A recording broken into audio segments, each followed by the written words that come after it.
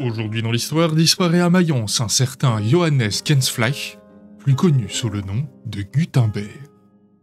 Si au début du Moyen-Âge les livres étaient fabriqués un à la main dans des monastères, la pratique s'est démocratisée depuis le XIIIe siècle.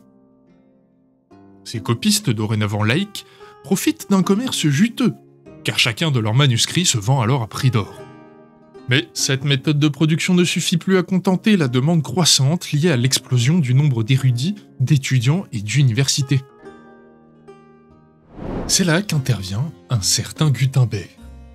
La technique qu'il va créer existe techniquement depuis longtemps, notamment en Asie, pour reproduire des images, on l'appelle la gravure reproductible sur cuivre ou sur bois. Mais si l'idée d'utiliser des caractères mobiles a été développée en premier en Corée en 1350, Gutenberg va profiter du contexte européen pour l'industrialiser.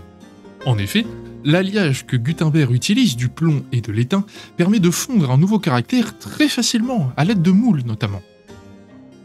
Et le Mayençais imprimera son premier livre en masse, la Bible, en 1455. C'est le début d'une grande aventure qui permettra d'imprimer 15 à 20 millions de livres avant même la fin du XVe siècle, mais surtout permettra la fixation de l'orthographe et de la grammaire dans de nombreux pays, ou encore permettra à l'instruction et au savoir de se répandre à grande vitesse. Ce sera l'un des déclencheurs de la montée en puissance de l'Europe lors des siècles suivants. À demain pour un autre événement historique.